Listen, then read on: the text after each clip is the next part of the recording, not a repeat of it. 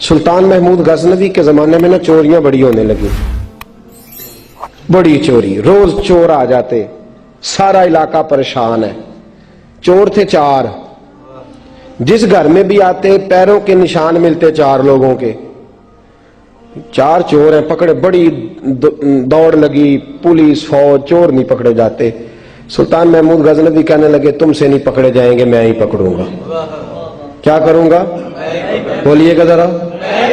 میں پکڑ کے لاتا ہوں۔ کہا جناب کیسے؟ فرمانے لگے دیکھ لو پکڑتا ہوں۔ سلطان محمود غزنوی نے نقاب ڈالا چہرے پہ، پرانے کپڑے پہنے، بازار میں نکل گئے، 4 چور کھڑے تھے سامنے۔ سلطان کو دیکھا تو دوڑنے لگے۔ آپ فرمانے لگے دوڑو نا، انا باشر مثلکم، میں بھی تمہارے جیسا ہی ہوں، میں بھی لباس آدمی پہنا جہان آدمی سمجھا۔ وہ مزمل بن کے آئے تھے، تجلا بن کے نکلیں گے۔ لباس آدمی پہنا جہان آدمی سمجھا، مزمل بن کے آئے تھے، تجلا نہ حلیمہ بھید کھلا ہے یہ، نہ مقام چونو چرا ہے یہ، تو خدا سے پوچھ وہ کون تھے تیری عظمتیں جو بڑھا گئے۔ سلطان کہنے لگے انا باشر مثلکم، نہ ڈرو میں تمہاری طرح کا ہی ہوں۔ ان بیوقوفوں نے سمجھا شاید چور ہے، کہا نا میں تمہاری طرح کا ہوں۔ انہوں نے کیا سمجھا؟ شاید لباس آدمی پہنا جہان آدمی، شاید چور ہے۔ انہوں نے کہا چلو جی طاق اداد ہو گئے، پہلے 4 تھے اب بیٹھ گئے، بات چیت ہونے لگی۔ سلطان کہنے لگے یار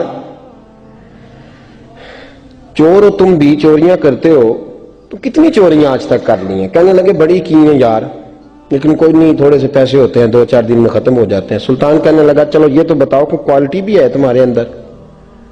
ایک شخص کہنے لگا جی میرے اندر کوالٹی ہے، جانور بولے تو اس کی بولی سن کے بتا دیتا ہوں کہ یہ کیا کہہ رہا۔ دوسرے سے پوچھا تو بھائی؟ کہنے لگا جی میرے اندر کوالٹی ہے کہ جتنی مرضی اونچی دیوار ہو، رستہ کوئی نہ ہو، میرا کام ہے چڑھ جانا۔ تیسرے سے پوچھا تو بتا؟ کہنے لگا میری خوبی یہ ہے کہ میں سونگ کے بتا دیتا ہوں پیسے کہاں رکھے ہوئے ہیں۔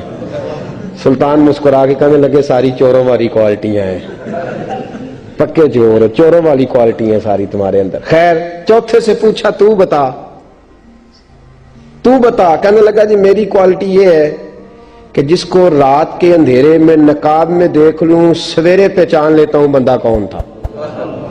چھپا ہوا دیکھوں گا پر سویرے مجھے اندھیرا ہوگا، نقاب ہوگا، پر میں سویرے پہچان لوں گا۔ سلطان سے کہنے لگے ہم نے تو بتا دی، آپ بھی بتائیں۔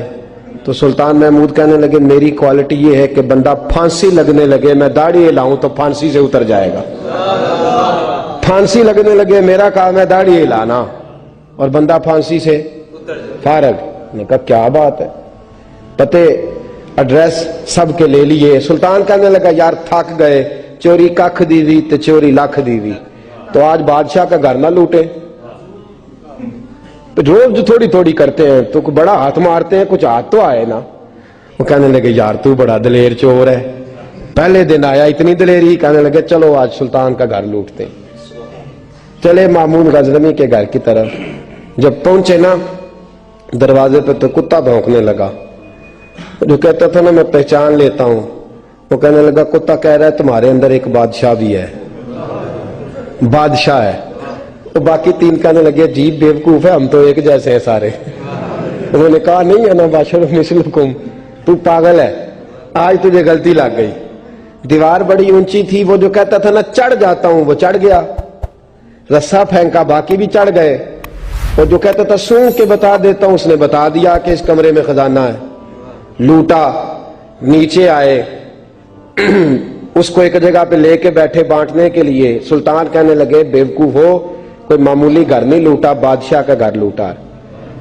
سویرے گلی گلی پولیس دوڑے گی، فوجی دوڑیں گے، ایک سوئی بھی پکڑی گئی تو پکڑے جائیں گے، خزانہ زمین میں دبا دو، بات ٹھنڈی ہوگی تو آ کے اس کو اکھیڑیں گے، بانٹ لیں گے۔ ایڈریس پہلے لے لیے تھے، وہ سب اپنے اپنے گھروں کو چلے گئے۔ سلطان آئے، سپاہیوں سے کہا کہ 4 بندے اٹھا لاؤ، اور فلان جگہ خزانہ دفن کیا وہ بھی اٹھا لاؤ۔ اب قاضی صاحب کی عدالت میں مقدمہ چلا، جرم ثابت ہو گیا، 4 کو سزائے موت ہو گئی۔ اب وہ 4 کہتے ہیں 4 تو ہم ہیں، 5واں کدھر گیا؟ 5واں کدھر ہے؟ انا باشر مثلکم، وہ کہتا تھا تمہاری طرح کہوں، وہ کدھر ہے؟ جس دن پھانسی لگنی تھی نا توجہ ہے آپ کی؟ جس دن پھانسی لگنی تھی محمود غزنوی نے کہا کہ پھانسی لگتے وقت پہلے مجھے ملا لینا. وہ جب جا رہے تھے نا وہاں پھانسی لگنے کے کمرے میں تو حکم تھا محمود کا. اب ان کو آئے لے کے چاروں محمود غزنوی کے پاس. تو رات کو تو نقاب میں دیکھا تھا, اندھیرے میں دیکھا تھا. وہ جو کہتا تھا نا پہچان لیتا ہوں, وہ آگے بڑھا کہنے لگا حضرت جی پھانسی لگنے لگی ہے, ذرا داڑھی تو ہلا دیں, مہربانی تو فرمائیں, لگنے لگی ہے پھانسی, مہربانی کریں, مرنے لگے ہیں. سلطان محمود کہنے لگے ان کو پھانسی, بس وہ داڑھی ہلی, پھانسی گئی. محمود غزنوی نے کہا چوری نہ کرو, دربار میں آ جاؤ, نوکری پہ بیٹھو, جو تنخواہ کہتے ہو دیتا ہوں, چوریاں چھوڑ دو. چوریاں بھی چھوڑ دی, بندے بھی بن گئے. محمود غزنوی نے بازو تھاما اور اپنے پیر حضرت ابو الحسن خرقانی کے پاس لے گئے, بیعت بھی کرایا, اللہ اللہ بھی سکھائی, ولی بھی بن گئے. مولانا ابو نور صاحب علیہ رحمہ فرماتے ہیں بس یہی بات ہے, ولی اندر ہی پھرتے رہتے ہیں, اندر ہی گھومتے رہتے ہیں, لوگ سمجھتے ہیں ہمارے جیسے ہی ہیں.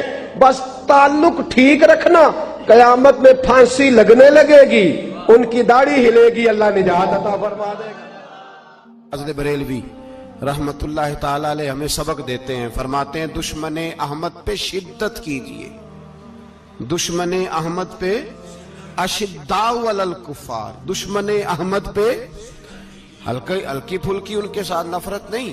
یہ قرآن مجید کا سبق ہے. دشمن احمد پہ شدت کیجئے, ملحدوں سے کیا مروت کیجئے. جو بے دین ہو جائے وہ مروت کے قابل. ہمارا عجیب معاملہ ہے, وہ ہمارے بچے کاٹتے ہیں, ہم کہتے ہیں نہیں بات بیٹھ کے کرنی چاہیے. وہ ہمارے ٹکڑے کر رہا ہے, خون پی رہا ہے, ہم کہتے ہیں نہیں ٹیبل ٹاک کرنی چاہیے, ہم نے بات کی ہے, سفیر کو بلایا تھا. یہ کس قسم کی گفتگو ہے بھائی؟ وہ تیرا خون پی رہا ہے, تو جواب میں کہہ رہا ہے نہیں نہیں وہ ہم نے بات کی ہے اقوام متحدہ میں, کل پرسوں بیٹھیں گے آپس میں گفتگو کریں گے, صحیح ہو جائے گا مسئلہ. اشداء علی الکفار, اہل ایمان مومن کی پہلی صفت اللہ نے یہ بیان فرمائی کہ وہ کافروں پر وہ سخت ہے. پہلی صفت یہ, من احب للہ و ابغض للہ و منع للہ و اعطى للہ فقد استکمل الایمان او کما قال صلی اللہ علیہ وسلم. حضور نے فرمایا اگر اللہ کی رضا کے لیے محبت کرنا ایمان کا حصہ ہے تو بغض رکھنا بھی ایمان کا حصہ ہے. اللہ کی رضا کے لیے بغض رکھنا بھی, یہ جو جذبہ ہے نا کفر کے خلاف جذبہ, یہ ایمان کی بنیاد ہے. لوگ کہتے ہیں اسلام محبت سکھاتا ہے, اسلام, بھائی کون کہتا ہے اسلام نفرت سے؟ اسلام سکھاتا ہی محبت ہے, اسلام سکھاتا ہی. لیکن میرے بھائی یہ تو بتلاؤ نا صاحب کہ وہ جو جڑی بوٹی فصل کے ساتھ اگاتی ہے اس کا رنگ ہرا نہیں ہوتا, وہ چہچہاتی لہلہاتی نہیں, کاٹتے کیوں ہو پکڑ کے اسے, دوائی ڈال کے مارتے کیوں ہو؟ اس لیے کہ باقی فصل کو تباہ نہ کرے, باقی فصل کو نقصان. کافر پر جب تو سختی کرتا ہے تو اس کا مطلب یہ ہوتا ہے کہ وہ پھر دوبارہ ظلم نہیں کرتا, وہ زیادتی. ہماری کافر کے حق میں نرمی ہے. سعودی گورنمنٹ کا مراسلہ آیا, انہوں نے کہا جناب ہمیں شکوہ ہے پاکستانی حاجیوں سے کہ حجنے جب جاتی ہیں تو یہ برقع نہیں پہنتی, نقاب نہیں اوڑھتی. یہ باقاعدہ مراسلہ ان کی وزارت حج نے پاکستانی, مجھے چونکہ موقع ملتا رہتا ہے حج ٹریننگ پہ جانے کا تو ہمیں وہ پڑھاتے ہیں, کہتے ہیں جی یہ آپ دیکھ لیں. باقاعدہ مراسلہ آیا, بڑی کھل کے بات کر رہا ہوں ذمہ داری سے. یہ جناب پاکستان کی جو بیبیاں یہاں حج کرنے آتی ہیں وہ بازاروں میں بغیر نقاب کے پھرتی ہیں, وہ کھجوریں خریدنے چاہتی ہیں تو بغیر نقاب کے, خوشبو لینے جاتی ہیں تو بغیر نقاب کے, لہذا انہیں پردہ کراؤ. اگر کوئی بی بغیر پردے کے آئی, چلے ایام حج میں تو احرام کی حالت میں تو ہم قبول کر لیں گے, لیکن اگر اس کے علاوہ آئی تو ہو سکتا ہے ڈیبورٹ کر دی جائے. باقاعدہ مراسلہ. عام غریب ملک کی, پاکستان کی, انڈونیشیا کی, سوڈان کی بی بی بغیر پردے کے نہیں جا سکتی, پر ٹرمپ کی بی بی بغیر پردے کے سعودی عرب جا سکتی ہے. ہم تو چپ کر گئے ہو نا, ویڈیو میری پہ بندی ہے, تو ہڈی نہیں, فکر نہ کریں, میں سچی بات کر رہا ہوں. سچی بات اور کھری کر رہا ہوں ذمہ داری سے. او بھائی اس کی بیوی پر کوئی پابندی نہیں, کوئی پابندی نہیں. وہاں تم نے تلواریں پکڑ کے رقص کر لیا, وہاں سب جائز تھا. اب تمہیں وہ کدھر گیا متوا جو بھاگ کے آتا ہے کہ گنبد کی طرف منہ نہ کرو؟ وہ کدھر گئے لوگ جو کہتے ہیں جناب دیکھو جی وہ مقدس پاک لوگ ہیں, خبردار ان کی بات نہ کرنا؟ کلیجہ روتا ہے, دل خون کے آنسو روتا ہے. اتنا بڑا حج کا اجتماع ہوا ہے, تمہیں کوئی توفیق نہیں تھی تو وہاں کہنا تھا اس کو, حج پڑھانے والے کو, خطبہ دینے والے کو کہ برما کے لیے دعائی کر دے. کہنا تھا اسے فلسطین کے لیے. بھائی میں جو رونا رو رہا ہوں ذمہ داری سے رو رہا ہوں. خدا را سمجھو, جب تم نے تمہاری اپنی بات آتی ہے تو 34 ملکوں کا اتحاد اکٹھا ہو جاتا ہے, اور جب امت کی بات آئے پھر کوئی پرواہ نہیں. میرے رسول پاک صلی اللہ علیہ وسلم نے جو دین دیا اس کی پہلی شرط یہ ہے اشداء علل, بولیے اشداء علل, کافر پر سختی کرنا پہلا حصہ ایمان کا. رحماء بینہم تو دوسرا نمبر ہے, یہ دوسرا ہے. تمہاری سختی صرف اس کے خلاف ہے جو تمہارے مفادات کو ٹھیس پہنچائے, جو تمہاری سنے نا. حضرت سیدنا فاروق اعظم رضی اللہ, میں تفصیل سے بات کروں گا اگلے جمعے جناب فاروق اعظم کے احوال پر.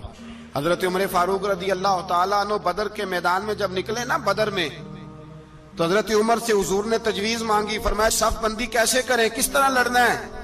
جناب عمر فاروق رضی اللہ تعالیٰ عنہ کہنے لگے حضور یہ جتنے آئے ہیں نا کافر لڑنے, یہ کسی کا کچھ چاچا لگتا ہے, کسی کا کوئی ماموں لگتا ہے, کسی کا بھائی ہے, کسی کا بیٹا ہے, تو محبوبہ صف بندی کی کیا ضرورت ہے؟ جو میرے رشتہ دار ہے میرے حوالے کریں, میں گردنیں کاٹ کے آپ کو دیتا ہوں.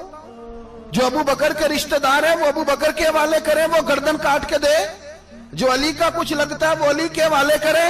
ہم دنیا کو بتائیں گے کہ اشداء علل کفار, اشداء علل, اس کے لیے ہمارے پاس سختی ہے, کوئی نرمی.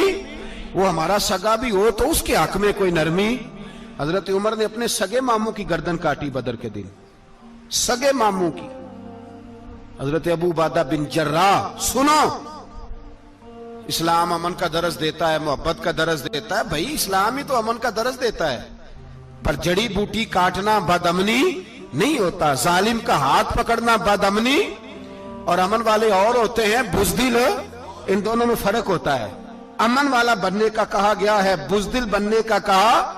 میرے نبی پاک نے جو بدر میں تلوار اٹھائی تھی, زرہ پہنی تھی, حضور علیہ السلام نے لوہے کی جیکٹ پہنی تھی, تو وہ بھی میرے رسول پاک نے امن کے لیے ہی پہنی تھی.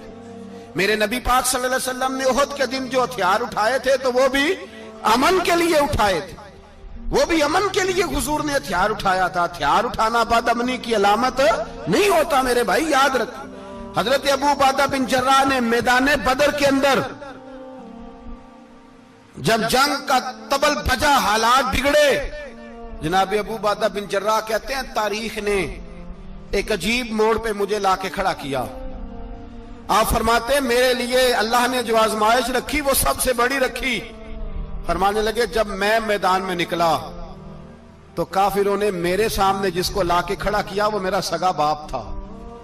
اور فرماتے ہیں اب